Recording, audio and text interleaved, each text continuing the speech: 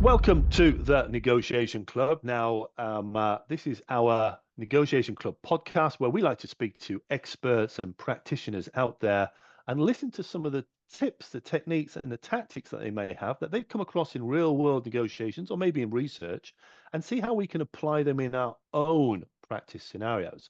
And today, I'm humbly here to welcome Remi. Remi, do you want to give a little introduction as to your background and explain, Absolutely. more about who you are? Absolutely. Thank you, Phil, for having me. My name is Remi Smolinski. I'm a negotiation professor at HHL, Leipzig Graduate School of Management. I teach negotiation. I try to contribute to understanding this, what it takes to negotiate well. And I also run negotiation competitions for students and professionals. Okay, I've just got to pull you up there when you say I try to contribute. All right, Remi, you are phenomenal in your contributions. All right, and I'm Thank not, you. I'm not just trying to butter you up there, okay, but you have done so much, and I love seeing the stuff that you do as well. Um, Thank you so much, Phil. that's all right. So anyway, listen, we've obviously spoken quite a bit in the past, and like I said, we're looking for something that we can practice specifically in the negotiation. We want to create a negotiation card, which is dedicated to Remi. And I think what you've recently been telling me about is you've done some research in basically the opening of a proposal, who puts the first price down or who puts the first proposal down. So let's see if there's something there. So tell me more, or tell the audience a little bit more about this aspect of opening in a negotiation. Oh, yes, with pleasure. So, for a couple of decades, we've known that negotiation openings are very important. They predict negotiation outcome. They correlate positively with those outcomes. And we know that the phenomenon that it's behind it is called the anchoring phenomenon. And for many years, scientists as well as practitioners have been teaching, well, you have to make the first offer to do well in negotiation, and that's still true. Nevertheless, for anyone who has sold or put up an object, an asset on a classified service such as Craigslist, OLX, or Le Bon Coin in France, right? Those of us who did that, we know that typically what happens once we've done it is that we get those messages from potential buyers, which ultimately ask us for our best offer, for the best offer that we can offer them. Yeah? And there's a this trend is so strong. I've come across it many times, and we checked it among on the Mechanical Turk and in our survey, and over 80%, close to 90% of those whom we've asked have encountered this tactic in especially while selling objects on the internet. So other people asking them for their best offer, their best price. So then we thought, let's have a look at it in a more structured way, whether this question or this request has an impact on the ultimate price or the negotiation process and the ultimate price paid by the buyer at the end. And together with two colleagues of mine, which I must mention here, that's Wolfram Lipp and Peter Kesting, we designed those experiments and conducted those experiments with over 200, I think 30 or 230 some dyads, which means almost 500 individuals. And our main objective was to somehow look what hearing this question at the beginning of the negotiation process does to its dynamic, its outcome, and the relationship between the negotiators. And now we might think, if we pause for a second, and if we think about what the question about the best price or best offer does, is it puts us in a very tight spot between ethics and economic benefits. And so in other words, this question, if we're asked for the best price, we're being asked for our minimum acceptable level of a price for a certain good that we want to sell. The moment we truthfully reveal that price, our surplus diminishes to zero or close to zero, right?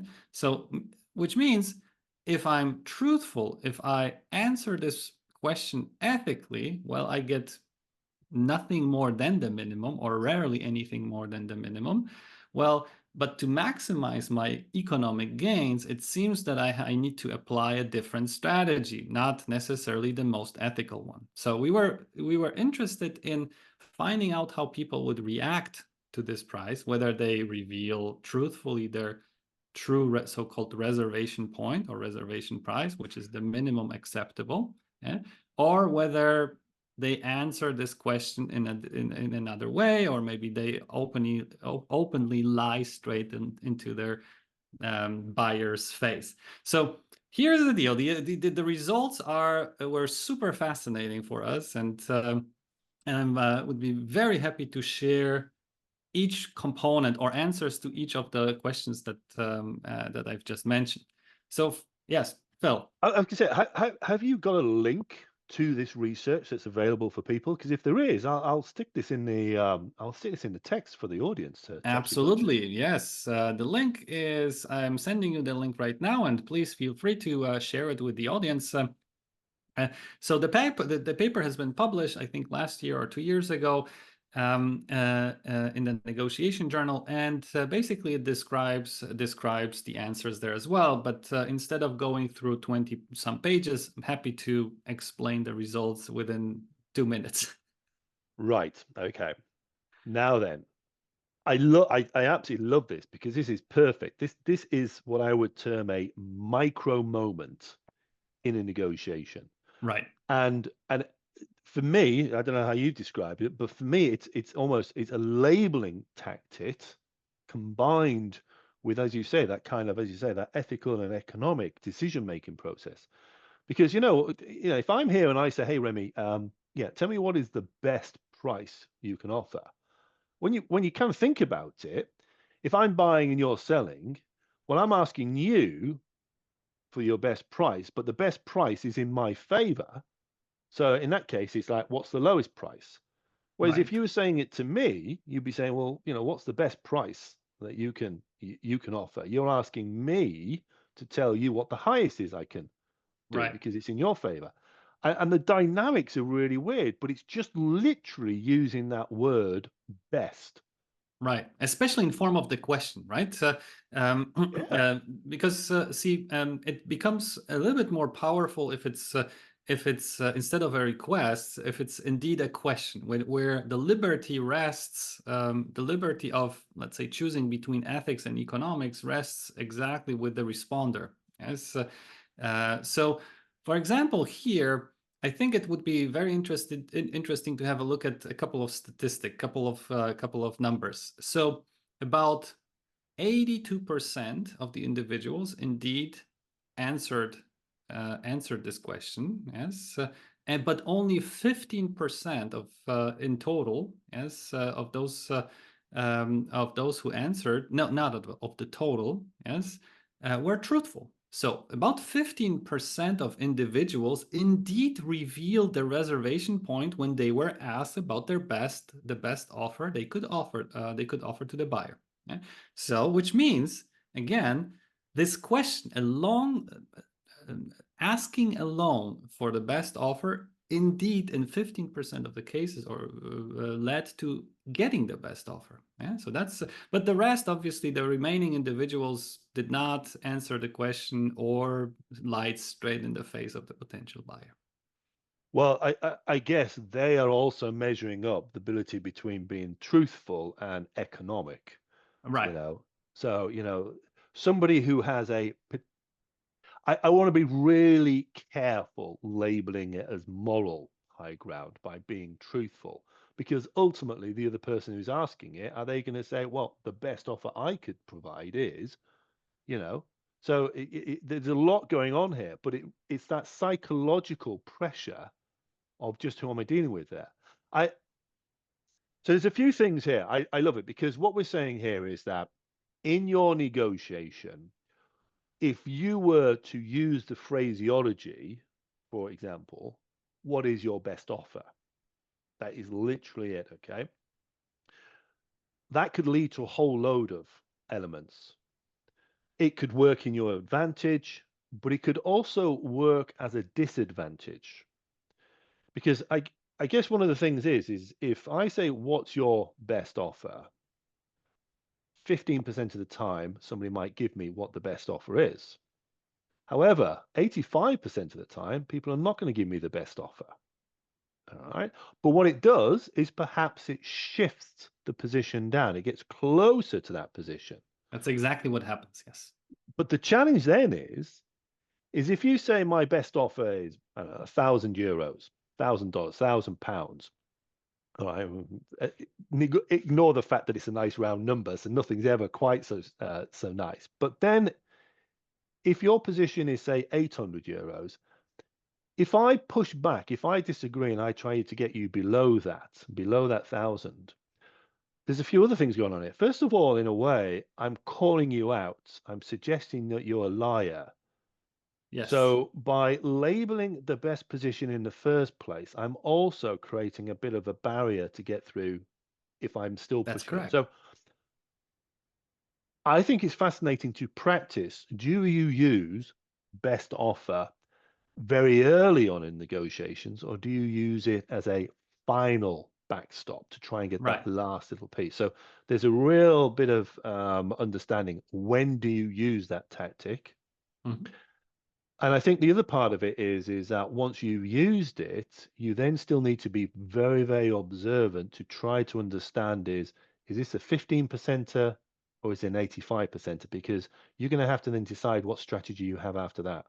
Exactly. So in our setup, we indeed tested it at the beginning of our negotiations as an alternative to making the first offer or waiting it out and making the counter offer. So there were three so-called experimental treatments. So which means three variations or three versions of our experiment.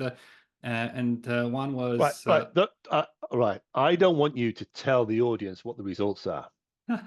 Okay, because there's two things here. First of all, if you're listening to this and you're thinking, you know what, I've either used it or I should use it, I don't want to bias your use of it yet. So you can go and have a look at the link that we'll put in this, in the text here. You can actually go and read about what Remi's findings are and the rest of the group is.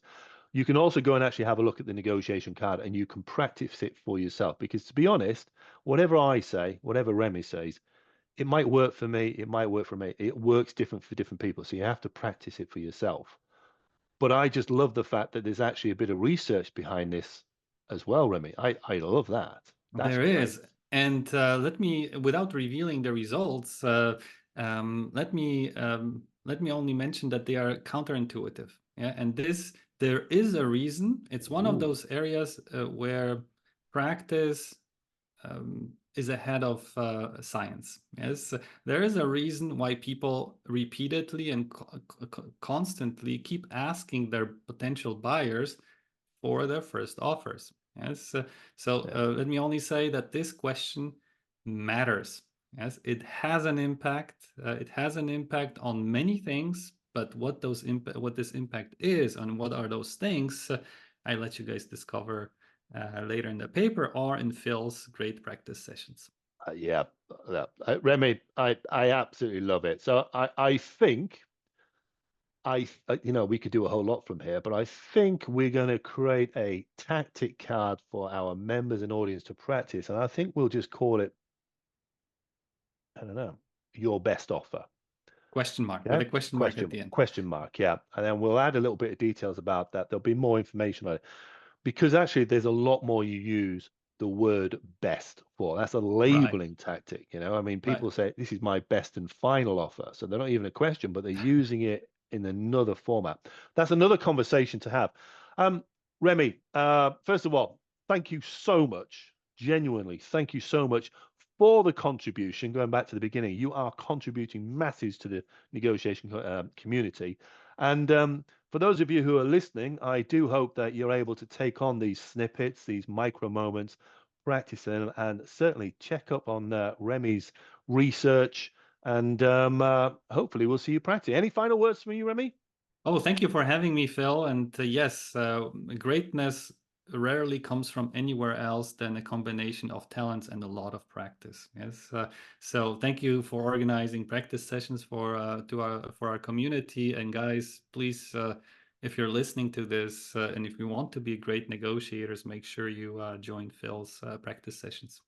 Yep. Thank you very much, Remi. And in fact, if anybody wants to try and practice any negotiation skills, head over to the Negotiation Club website. Every month, we offer a free workshop where people get a chance to practice. And you know what? Come along to the next one. You might be able to try the best offer as well. Just try these out, see what actually happens.